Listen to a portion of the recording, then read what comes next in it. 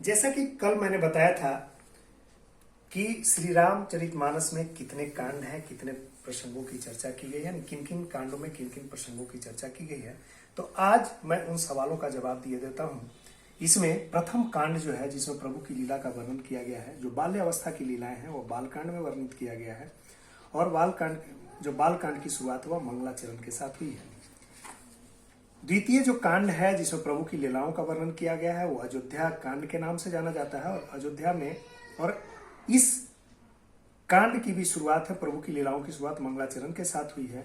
और जो प्रथम प्रसंग है वह राम राज्याभिषेक की तैयारी और देवताओं की व्याकुलता, सरस्वती से उनकी प्रार्थना की बात की गई है। तीसरे कांड में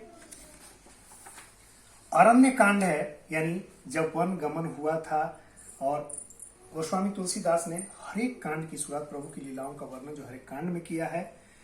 अगर सामान्य अर्थों में कांड को समझे तो जो अध्याय है उस अध्याय को देखें तो मंगलाचरण से ही शुरुआत की है। अगला कांड किष्किंधा कांड है, जहां की श्री राम जी से हनुमान जी का मिलन होता है और श्री राम जी और सुग्रीव की मित्रता होती है। पांचवा कांड सुंदर कांड है, जिसमें हनुमान जी के लंका प्रस्थान का प्रसंग है और उसी का जिक्र है। छठा कांड लंका कांड है, जिसमें श्री राम और रावण के बीच जो है युद्ध होता है, और उस कांड में जो है उस कांड का वर्णन गोस्वामी तुलसीदास ने लंका कांड में किया, जो छठे कांड के रूप में रामचरितमानस में दर्ज है। सातवां कांड उत्तर कांड है, जब राम का आगमन हो जाता है, राम जो है अयोध्या लौट आते हैं, इसके बाद की स्थिति यानी राम के बाद की स्थिति का कांड जो उत्तर कांड है। यानी कुल मिलाकर के 7 कांडों में रामचरितमानस को जो है संग्रहित किया है गोस्वामी तुलसीदास ने। प्रभु की लीलाओं को इन्हीं 7 कांडों में जो है वर्णित किया है। सामान्य अर्थों में समझे, कांड का मतलब हुआ रामचरितमानस के हिसाब से जो हर अध्याय है वह 7 भागों में, रामचरितमानस जो है 7 भागों में प्रभु की लीलाओं को समाहित करता है। 7 अध्याय के रूप में आप इसे सामान्य अर्थों में समझ सकते हो। कल हमने देखा था कि कैसे गोस्वामी तुलसीदास श्री गणेश और मां सरस्वती की आराधना के साथ जो है श्री रामचरितमानस की शुरुआत करते हैं और उस आराधना से आगे बढ़ते हैं। अब हम आगे बढ़ते हैं, लेकिन उससे पहले की एक चर्चा कर ले कि मैंने प्रारंभ के दिनों में पहला दिन ही कहा था, जो दीपावली के दिन मैंने शुरू की थी, उसमें बताया था कि अगर रामचरितमानस को मन में बैठा लिया जाए, यानी मन स्थिति में समाहित कर लिया जाए, आत्मसात कर लिया जाए, तो दुनिया के सारे कलेशों का, दुनिया की जो सारी समस्या है उसका समाधान है। कल की घटना या दीपावली के दिन की एक घटना पूरे भारत में कौंध रही है, जिसमें जौनपुर के एक बालक की हत्या हुई है, और वह थोड़े से जमीन के लिए हुआ है। बिल्कुल तलवार से सर काट के अलग कर दिया गया, और माँ के सामने बच्चे का सर जो है माँ के गोद में गिरा, और माँ की गोद में गिरने के बाद आप समझ सकते हैं वो कैसी करुणादायी स्थिति होगी। और हुआ क्या, उसके पीछे का वजह क्या था? सिर्फ थोड़ी सी जमीन थी।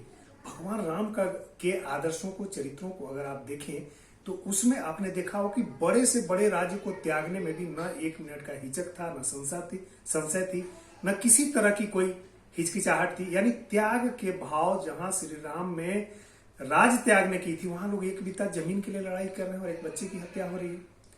और जब मैं छोटा था उस समय मुझे पूरा ध्यान है कि गांव में रहता था, तो वहां पर हर सायंकालीन स्थिति में जो घर के बुजुर्ग होते थे, जो दादाजी थे, वो बैठते थे और हम लोग लालटेन की रोशनी में श्री रामचरितमानस का पाठ करते थे, और उस पाठ में अर्थ सहित व्याख्या जो है किया करते थे। यानी उस समय जो मानस था वह घर घर में बैठ गया था, लेकिन आधुनिकता के दौर में, यानी संचार साधनों के विकास के साथ और जो नगरीकरण का तेजी से विकास हुआ, वैसे में कहीं न कहीं रामचरितमानस पीछे छूट गया है। और वैसी स्थिति में जो हमारे अंतःमन में राम के चरित्र, राम के आदर्श, राम के कर्तव्य, राम के जो धर्म है वह पीछे छूटते जा रहे हैं। इस कारण से यह आवश्यकता आ पड़ी है कि आज श्री राम के चरित्र को रामचरितमानस के पाठ के माध्यम से बच्चों तक, नई पीढ़ी तक पहुंचाई जाए, और उसी का बीड़ा मैंने उठाया है।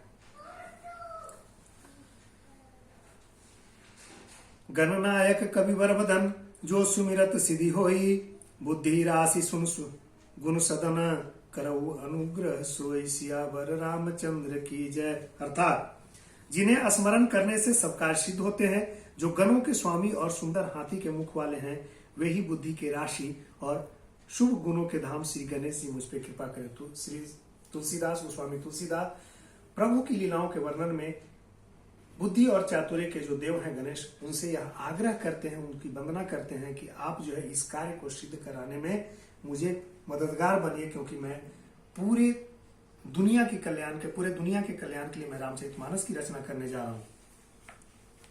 मुख होई बाचाल पंगु चढ़े गिरिवर गहन, जासु कृपा सो दयाल सकल कलिमल दहन।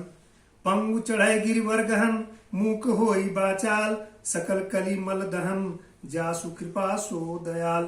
अर्थात जिसकी कृपा से गूंगा बहुत सुंदर बोलने वाला हो जाता है, लंगड़ा लूला दुर्गम पहाड़ पर चल जाता है, वे कलयुग के सब पापों को जला डालने वाले दयालु भगवान मुझ पर द्रवित हो, ऐसी दया करें। प्रभु की कृपा से गोस्वामी जी का कहना है कि जब प्रभु की कृपा हो जाती है तो मुख भी वाचाल हो जाता है, गूंगा भी बोलने लगता है, और जो लंगड़ा होता है वह भी दुर्गम से दुर्गम पहाड़ पे चढ़ने की स्थिति में आ जाता है। यह सोरठा के माध्यम से अभिव्यक्ति है जो अवधी भाषा में है श्री रामचरितमानस। वैसा तुलसीदास आगे बढ़ रहे हैं।